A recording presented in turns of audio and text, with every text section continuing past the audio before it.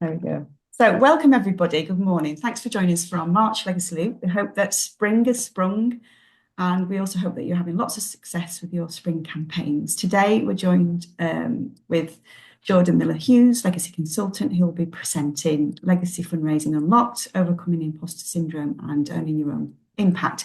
Just a bit of housekeeping before we get going. If you've not got your charity name on your name tag in Zoom, if you could add it, that would be really great because that's really helpful, especially in the breakout rooms. If you've got any questions as we go along, if you put them in the chat, there'll be time for questions at the end so we can go through those. And also just a little bit about next month's Legacy Loop. We're going to be doing a session on lay executors and how to handle these with care. We'll be joined by Paul Brown from Legacy Link.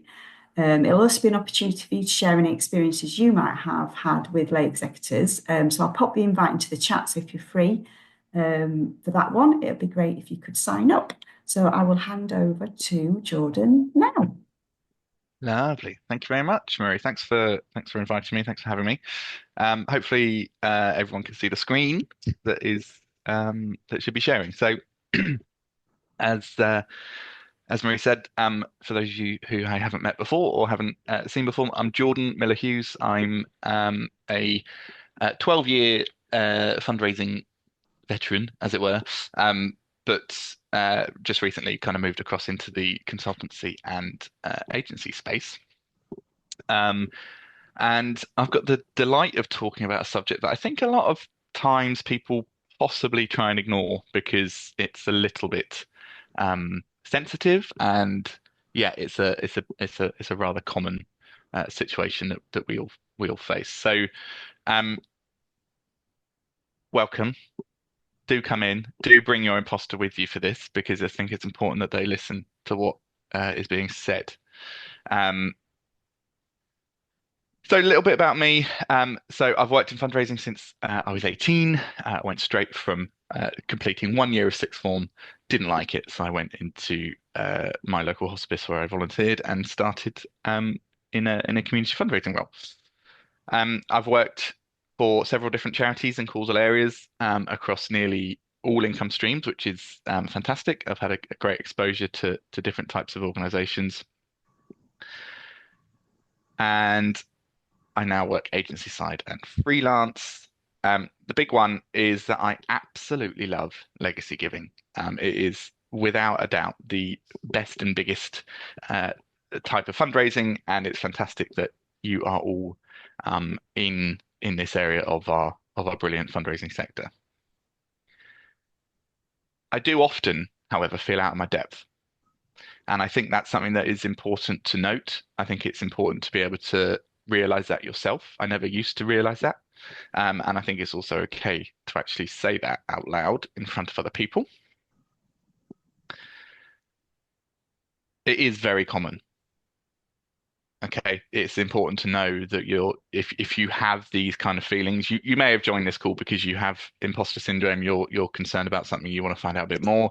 You might have joined the session because you're a charity partner of Make a Will Online and it's part of their offering that they give you. Um, Whether you're here for one reason or another, hopefully you can all understand that it's okay and it is common. So, Google Dictionary says that imposter syndrome is the persistent inability to believe that one's success is deserved or has been legitimately achieved as a result of one's own efforts or skills. So, in other words, that feeling you get when you think you can't do something, when you think you're not good enough, you potentially question your whole career. I certainly have been down that rabbit hole a number of times where I'm thinking, well, what am I doing? Why am I doing this? I don't know how to do this. Should I be looking to do something else? It is exhausting.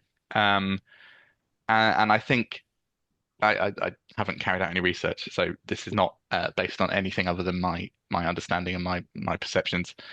Um, that pretty much everyone has or does grapple with this on a regular basis. It's a conversation that I have with friends and peers quite often that we often will feel like we're just a little bit out of our depth. We're not really sure if we're doing the right thing, but there's no one else to do it, so we just crack on. So that if that is you here today, or if you're watching back, it's okay. Give yourself a break. Be kind. You're doing all right. So who can struggle with it? Well, as I said, everyone can. Doing a bit of online research, building this deck out. Very common in actors, musicians, politicians, scientists, authors. The list goes on. So everyone can feel imposter syndrome. It's not something that's unique to a certain type of industry. And a 2023 survey run by KPMG showed that 75% of female executives have expressed feelings of imposter syndrome.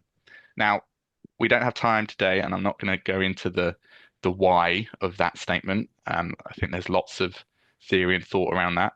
However, as I've been in fundraising for 12 years, and I've only ever had one male line manager. So actually, as a sector, we're fairly female dominant, and therefore I think it's pretty clear to connect that survey with our sector, and to say that it's probably incredibly likely that we have huge numbers of female staff members that are feeling imposter syndrome. Now, in terms of causes, I mean, arguably, the list is quite extensive. For me, these are the kind of key ones that I've pulled out from my own experiences when I've felt it myself. The first one is always bad management. So the feeling that's put on you by others that you're just not doing good enough. And I've had situations before where sometimes it's been as simple as not being thanked for attending an event and working an evening, or I've not been acknowledged in the director's monthly kind of report that they would send round acknowledging staff members for doing good work. They'd mention some colleagues, but they wouldn't mention me. Overworked staff, I think when you have to pick up something that is not necessarily your bag, but you do it anyway because we're all running on fumes, the resource is tight, we do what we need to do in order to make sure that we can be there for our donors' needs and ultimately support the cause that we care so much about. Burnout, very much connected to both of the above. There is there is huge burnout in the sector. I have very recently been experiencing burnout myself. It's intense. It can cause huge problems across work and home life as well. So the top two can often lead to the third one. A fear of success. Actually, sometimes if you do too well, are you going to be expected to do that again? And I think within legacy marketing, within legacy fundraising, it's particularly easy for directors and senior leaders to see success, i.e., the notification of a large estate, and therefore expect that to happen every year or every month because they don't quite understand it. There's also this fear of failure as well. So, do you worry that actually that estate that said they're going to give you £100,000 from it is taking far too long to go through the execution, and that actually you're not going to get that money when you thought you were going to get that money, and perhaps your accruals policy doesn't allow for you to recognize that in the year that you're in. So the fear of failing within legacy fundraising is ultimately always out of our control. There's no real way that we can do anything about that. However, having good processes and policies in place when it comes to legacy administration, you can ensure that actually you're working with the solicitors or the lay execs on executing that estate as quickly and as sensitively as possible. Perfectionism. Uh, I mean, I've worked with a number of people who have been self-confessed perfectionists. You know, enough is never ever good enough for them. They always want to be doing better, doing more, attending more events, raising more money, smashing more targets. Everything has to be absolutely perfect. And that can cause a huge sense of imposter syndrome because if one thing you do isn't perfect, or if you run an event and you get one complaint or one piece of feedback that isn't absolutely glowing, then you doubt your own ability to be perfect. The emotional complexity of legacy giving, it is a sensitive subject. We're talking about death. We're talking about people's final gifts. It's important to remember that legacies are not made possible when someone has already died, they are death activated, but they are life given, and therefore, yes, there is the connection with death, and of course, it triggers that gift to be made. But we need to remember that our job is to connect with our donors and their needs with that of the organization. And so it is emotionally complex and it is quite deep sometimes, and you can have difficult conversations. But because of that complexity, sometimes that can cause you to think, well, actually, I'm not really qualified to speak to this individual.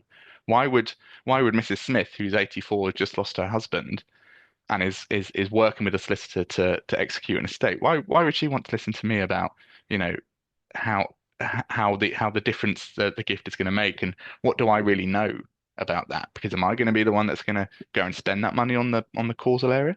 No, I'm not. But I'm part of the team, and it's my job to communicate that.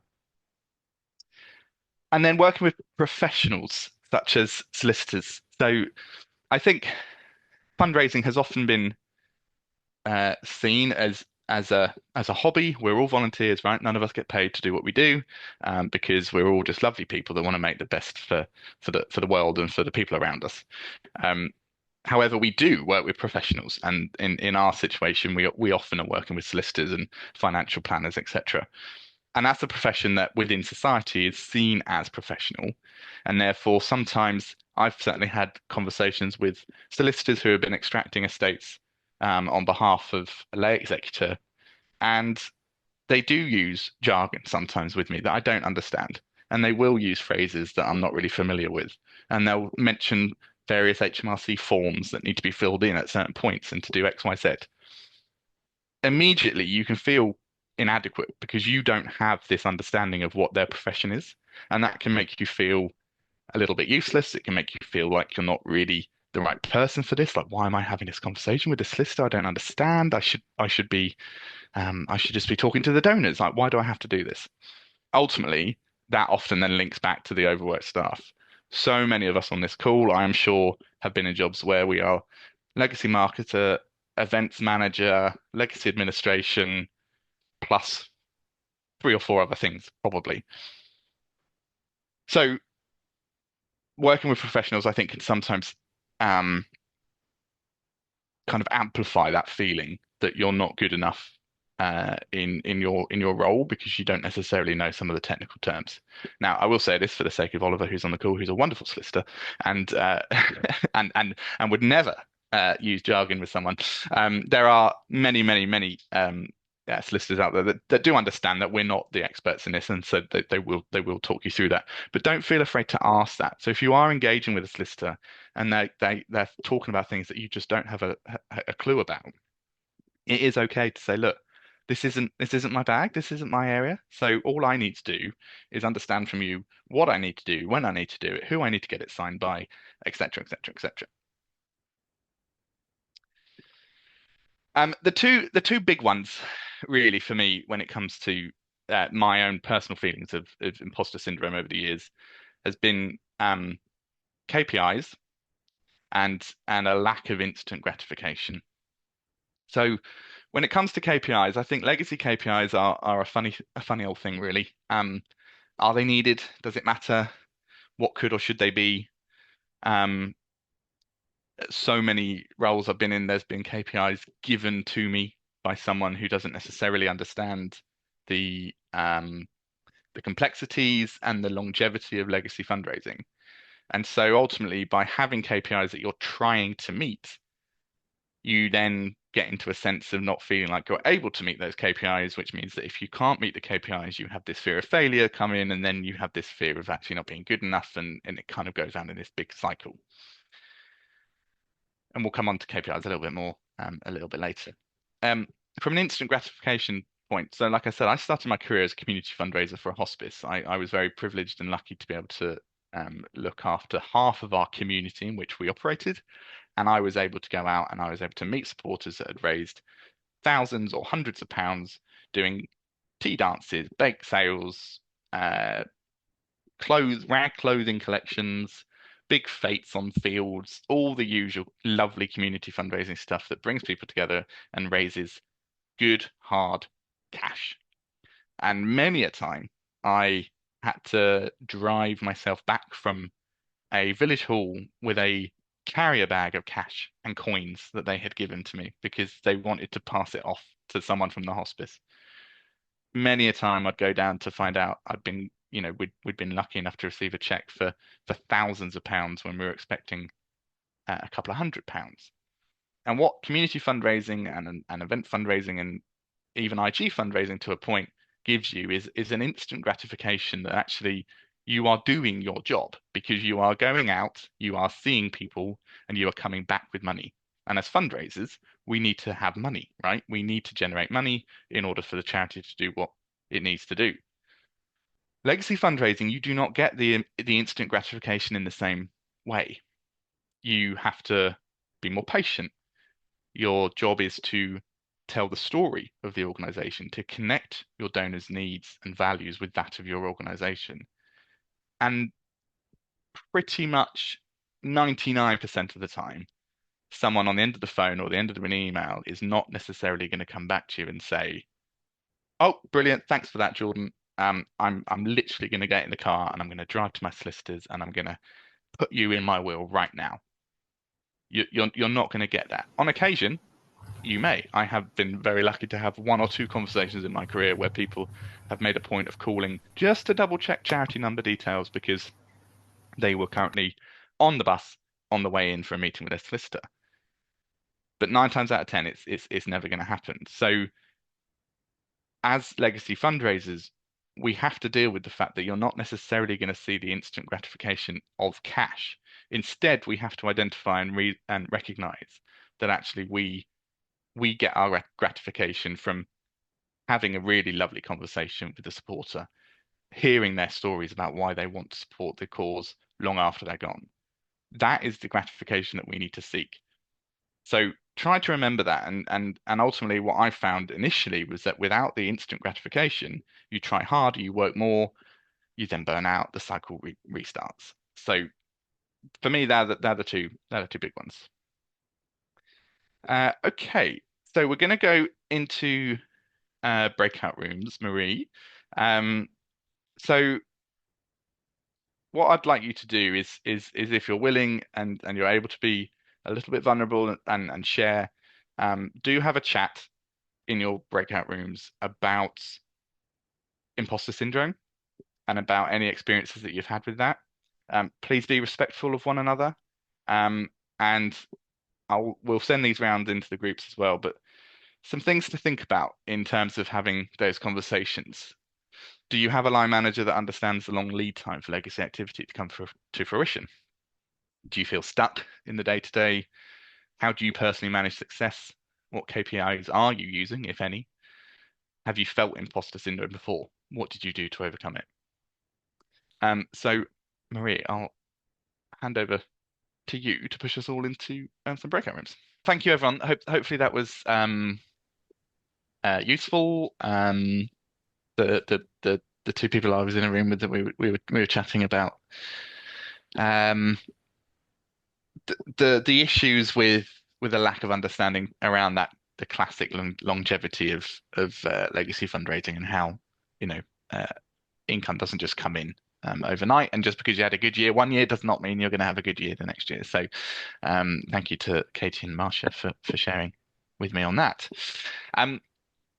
So we touched on KPIs. We also in our group did talk about KPIs, which was as expected, I think. But what Marie has done, I was going to take some shared credit there, Marie, but I can't. Marie has very kindly pulled together an extensive list of potential KPIs across some different measurement segments. So engagement, conversion, financial, and then long term. We'll share this on the Loop platform, I guess, Marie, or something, or on email afterwards. The full list. But for now, what I've done is I've just pulled out some examples. As I mentioned before, legacy KPIs can be difficult to get right because there is often someone asking you to set KPIs that potentially comes from an individual giving background, and therefore it's a lot easier for them to be kind of clear cut with their KPIs that they're used to, so they expect the same within legacies. Um, and also, certainly from my experience, my last charity role was setting up the legacy program from scratch at NHS Charities Together. If you've got nothing to base it on, you can't necessarily measure. So therefore, obviously, it's important to make sure that those up above are aware of that, so that it's not seen necessarily in the wrong way. Because arguably, it was fantastic to say that we had a 4,000% increase in legacy inquiries. That's because we didn't have any to start with. So of course, it's always going to be a massive increase. So depending on your program, the legacy program that you're responsible for, you know, be conscious of that. You know, if it's new, it's very hard to really measure anything that's happened in the past. If it's existing, then you're potentially in a slightly better place to be able to put some things in. So just pulling out a few of these from an engagement point of view, some really I, reasonably simple KPIs that you can measure against traffic to web pages and various legacy pages on your website, um, either through the website provider. If you've got an in-house team, they should be able to provide you with this sort of information, but they will be able to see how many people are landing on the relevant legacy pages of your site. You can start to monitor that, and then you can start to look at how you can maybe drive an increase presence on those pages through various marketing of like ads and QR codes, etc. Um, email rates, arguably emails at the moment are potentially a little bit hit and miss. I was speaking with a data insights guru the other day, and he was saying that there's something with, I think it's Safari. If you open emails through a Safari app, you don't actually have to open it to make it marked as open or something, and it can sometimes skew the numbers. So I don't know enough of the detail on that, but it sounds like it's potentially suggesting someone's opened your email and all they've done is kind of viewed it in their inbox. Um, However, if you're sending an invite, for example, to maybe a virtual tour or an online webinar, measuring the click-through rate of that engagement would be really good, so you know whether people are actually engaging with it. If you're finding that you're getting strong engagement on click-throughs on emails, but actually not many people signing up to events, for example, you may want to then have a look at your landing page that you're directing people to, because you might be making it slightly more complicated than it needs to be, a long form, asking for too much data, etc. All these things can put people off. Some conversion ones. So obviously, working with the fabulous new reporting that Make a Will Online are going to be providing you, you'll be able to see really clearly the number of the wills that are being started. You'll look at the will completion rates. You'll be able to see the gift inclusion rates and the estimated value of those gifts, etc. These are really great for monitoring. Basically, how well is that free will writing service doing?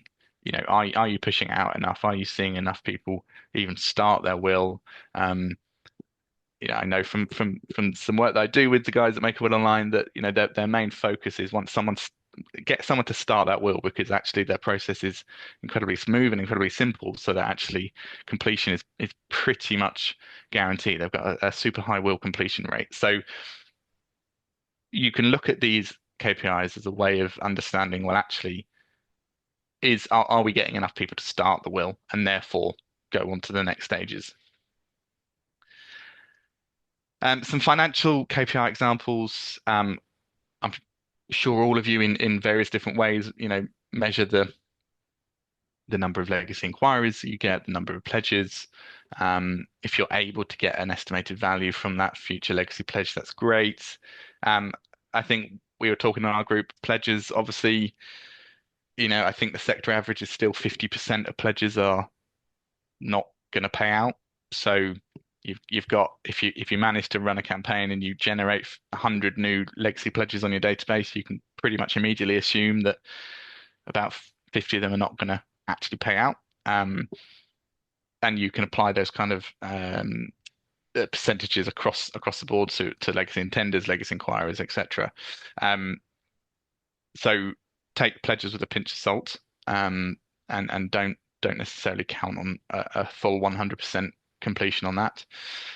Um, ROI of legacy marketing campaigns, I think, is a really interesting um, KPI. It's a KPI that often will look absolutely fantastic on paper because you will be able to say that you've spent £2,500 on some digital marketing, you've generated 100 new legacy inquirers, and we believe that we're going to get 6% of those inquirers to actually convert to leave a legacy gift. And our average legacy gift is £52,000, and therefore that's going to be 6 times £52,000. Therefore, our return is whatever that math is that I can't do immediately.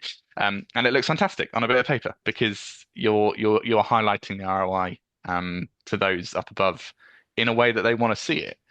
What they will often forget is that obviously that's 7 years minimum that's then going to be coming through. So it's worth bearing that in mind. And then the KPIs for long-term engagement, I think is really potentially one of the areas that I think you can demonstrate the impact of your work, the impact of legacy fundraising within the organization. Pipeline value is great if you get notifications and you've got a way of being able to assign a estimated value to that, then that's great. You can see your pipeline, you can see what you believe is going to be due to you, either in the coming year or in the coming financial years. So definitely, if you don't already have a legacy pipeline where you're keeping a track of all of your notifications that are not obviously through Makerable Online, then do start to do that because you'll start to see that you're building up a nice little pot of money that's due to you. The year-on-year growth in legacy pledges is again because of the pledge 50% thing. It's a little bit of a pinch of salt situation, but it is also good to see, well, actually, compared to last year, we've secured twice the amount of pledges, 3 times the amount of pledges, and that's because of XYZ activity. This bottom one, the market share of legacy giving, that's not necessarily as easy to get hold of compared to some of the other ones. So the guys at Legacy Foresight, for example, do a fantastic forecasting product for charities whereby they have a look at that market share of legacy giving for your particular cause. What's helpful with it, certainly for reporting to senior leadership and potentially board, is if there is a drop or an expected drop in the market share to your organization in legacies, it's probably because some other organizations that fit within your criteria have been kind of ramping up their legacy marketing, and therefore the share is shifting across. So it is a great one to have, but like I said, it's not as easy as just kind of pulling it together. Okay, right. So a little bit of a guessing game, because I'm about to go onto my soapbox. Do you see what I did there, Marie? Did you quite like that? It's a box of soaps, and I'm sat on top of it. Anyway, um, managing up and sideways and possibly up another level. So whether you are a legacy manager, a legacy officer, a senior legacy officer, a head of legacy giving, an assistant head of legacies, a legacy consultant, a legacy specialist, a specialist dash legacies dash whatever. Like there's so many job titles that we all hold. If you're just a broad, as Katie, who was in my breakout room, a fundraising manager, pick and choose what you do when you do it. It's a complicated subsector that means that actually you're more often than not a team of one, and you're more often than not a team of one that's also responsible for doing something else. So I think it's important to note that, I do believe it's often underrepresented and not talked about enough, but that the role that you play is one with a huge responsibility, and it's an incredibly important role that you play within your organization. Not only do you need to run successful marketing campaigns that encourage people to leave a legacy, because the comms team are too stretched to help provide you with the stories, and the brand project is delayed, so you don't really have a purpose as an organization to shout about. But you also have to ensure that the budget for income is forecast correctly and that people won't expect large cash sums deposited in the bank just because of a notification received. Plus, of course, at that point, you also need to be managing the administration or potentially an external consultant who's doing it for you. You also have to have a solid understanding of everything that they are talking to you about and what it means and what forms are needed at what point. And you're expected to go to the big bosses when a decision is needed because obviously you can't be trusted individually. And of course, you have to do all of this on a budget normally that's at least 10 times smaller than your IG or community fundraising colleagues, yet only have an income target a fraction of what legacies will bring in. It is a huge amount, and that is me. I actually had to stop myself because I was tapping away madly. It's a lot that we do. Okay, you all do a huge amount in order to secure and continue to grow legacy income for your organizations. And we're expected to be the experts across all of this, but with no budget, no resource, no time. And I won't ask for a show of hands, but if you want to do wave the camera. How many of us on this call have had or currently have a line manager that has never worked in a purely legacy fundraising role before? So you have to manage up. The expectations from those higher up is who think that the cash will just come in because it did last year. They are then reporting on your behalf effectively to their higher ups. Again, how many of us have had or currently have a director of fundraising or an MD or CEO, whoever it is that you report into, that doesn't have legacy experience? I would love to know genuinely if anyone is working in a fortunate position to have either a director of fundraising or a senior manager in their fundraising team that has worked up through from legacy fundraising. I think it'd be a fantastic piece of research to actually do and undertake. Um, I certainly haven't, and it has been a problem because they don't understand in the same way that you do. So my lovely little diagram here, you do have to do everything. You have to speak to everyone. These chaps at the side are your peers. You need to help them understand why what you do is so important. And just as much as what they do is important, it's not about competition. It's about making sure that it's fair and it's equal, that they can have conversations on a day to day that perhaps you don't have the time to because you're not resourced up in order to have those telephone calls, but they are on the call with them with a supporter for an event. They could potentially mention legacies. You have to manage up to your line manager to make sure that they're aware of what you're doing is making an impact across everything. And often you have to skip this person because actually they don't know enough about what you do. So that's my soapbox done. I'm just going to flash that up again because I was quite happy with that. Right, top tips, because we are rapidly running out of time. So these are mine. This is what I've found has been really useful, managing that fear of not being good enough, managing that fear of not getting the job done. Number one, spend time with like-minded folks. So this fantastic group that Make a Will Online provide for you guys, the Institute of Fundraising Special Interest Group, Remember a Charity if you're a member of them, Institute of Legacy Management, etc., etc. There's numerous different groups within our wonderful subsector of legacies. So don't waste your time trying to convince people who just don't get what you do. It's really important to focus on internal engagement when it comes to promoting legacy giving, because if people who are manning the phones or are running a reception desk know enough about legacy fundraising, they may well be the difference between a gift being left and a gift not being left. However, spend time with those that are your peers, that get the struggles, that get the difficulties that you are facing. As co-chair of the CIOS Legacy and In Memory SIG, it would be rude of me not to mention the events that we hold throughout the year, which we intentionally assign dedicated networking time within those events, so that you can talk to one another, so that you can get a feeling of being part of something that you're not just on your own for.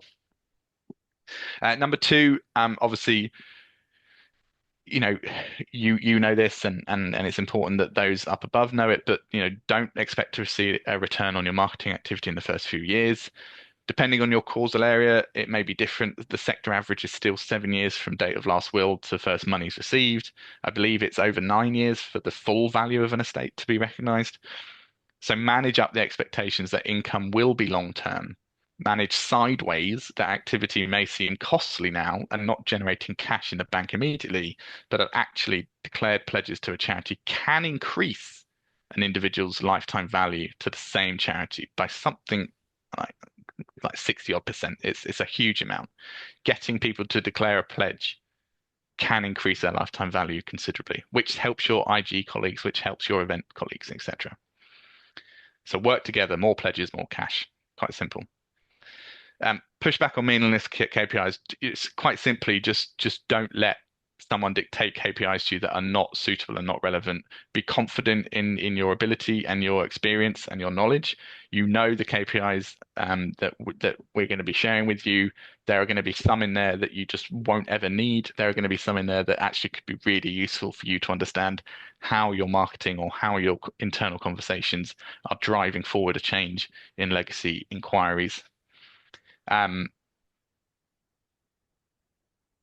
yeah, drive up engagement, try and get some conversion monitor in there, financial impact of gifts you do receive, and absolutely shout about the long-term performance and impact of legacy donations. Um, Arguably, my time at NHS Charities Together, a simple one KPI could have been sufficient, which was that in this financial year, all legacy marketing that we are doing is going to increase legacy inquirers by 20%, 50%, whatever that number should be. So it doesn't have to be complicated. And then finally, be kind to yourself. You don't need to be a lawyer. You don't need to, have everything under your belt. But do keep learning. Um, Remember, you're never ever meant to be giving any form of legal advice or financial advice. So you don't need to know the stuff that a lawyer or a financial advisor does. Accept the fact it's okay to say, actually, I don't know the answer to that. I'm going to find out and I'll come back to you, and record the impact of those conversations. It could simply be a nice thank you letter or card that a supporter sends for simply taking the time to speak with them. And finally, shift from what if I get it wrong as a mindset to what if I get it right? Because imposter syndrome thrives on negative self-talk. And actually, instead of focusing on mistakes, ask yourself, this phone call, what if I inspire someone to leave the transformational gifts that we so badly need as an organization? So keep going, be kind to yourselves. You're doing great, and don't let imposter syndrome take over. There we go. Thank you very much. Thank you, Jordan. That was brilliant. There's a few people in the chat. Katie Salisbury said her previous director of fundraising had worked in a legacy role. So she was very fortunate to have that understanding. And Julie Yes. from Bowel Cancer said her new head of department doesn't have huge amounts of legacy experience, but is keen to learn and understand. So Nice. Yeah. And that's great. If you've got that willingness, I think certainly the past 6 to 7 years there has been a real shift in this kind of almost like an awakening to some senior fundraising leaders kind of thinking, oh, okay, maybe I do need to pay attention to this legacy stuff because it's quite a big thing, and it's going to be worth double the amount it's worth today by the end of 2040 or whatever it is. So yeah, it's a huge amount, and it's important that you give them space. And Oliver's very kindly offered for him or Marie to attend like internal engagement sessions with new heads, officers, etc. That's a brilliant way of them getting a real um from the lion's mouth. I'm going to use that phrase. I don't know if that's the right phrase, but particularly in Ollie's case as a solicitor, he is able to share real life examples of the kind of gifts that are coming through the platform, and the kind of questions that are getting asked. So absolutely, just shout about it as much as possible. So, has anybody got any more questions for Jordan? Oliver's got his hand up. Yeah, Jordan. So, firstly, thank you very much for being really, open and frank about the what it's like to be a fundraiser in a world where not everyone gets legacies. Um, I just wanted to know because I have this conversation with lots of charities that aren't actively engaged with legacy fundraising. Um, I know all the facts. around, we're in the middle of the great wealth transfer, however many trillion pounds is going to transfer in the next decade. We're the people who are the best legacy prospects are the richest generation ever to existed. We've got there's still a lot of hesitancy around getting fully engaged with just a key message. What is the best line? What is the best way to cut through people's self-imposed kind of it factor when it comes to talking about gifts in wills? What? Uh, it's a good question. I think fundamentally there will always be some people that will just not feel comfortable talking about this area of fundraising because their assumption and their understanding is that it is all about death. I think until there is a kind of sizable shift, and I think the pandemic did really help, what if there can be any positives from that time. More and more and more people than ever before were writing their wills because they had to think about their own immortality and it kind of scared people, I think, into going, oh God, like I need to do something to sort this out. I think that did help, but as a nation, Brits, death, it's still a massive taboo. So I think people will still, for a long time, struggle to have that conversation. And I think in certain types of organizations, it is harder than others because it is deemed as insensitive. However, as I said, I started out at a hospice, and I know that we had solicitors that were kind of driven in last minute because someone wanted to make a change. They had capacity to do that. And we as an organization were able to provide that. Whether we got anything from that is irrelevant because actually it was about meeting the donor's needs. So I think just keep talking about it, the work the RIC do, the work that you guys do and other will providers in just enabling conversations around legacy giving, I think is going to be the biggest mover. Super. Thank you. All right. Marie. So I don't think if anybody's not got any more questions, there's nothing else in the chat. Just a few people have had to leave, but they've said it's been really, really useful, especially the breakout sessions. So I hope that everybody's found this session useful.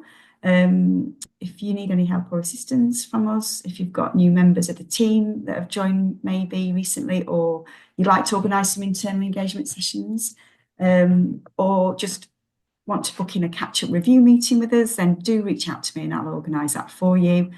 I'll be emailing the resources when they're ready. Please, if you can, complete the feedback forms. And if you've got any ideas, topics that you want us to schedule in the future, then let me know and I can take a look. But thank you for joining us, everybody. Thanks very much. Thank you, Nice to see everybody. you all. Thank you, Jordan. No worries. Take care. Thank you. Bye.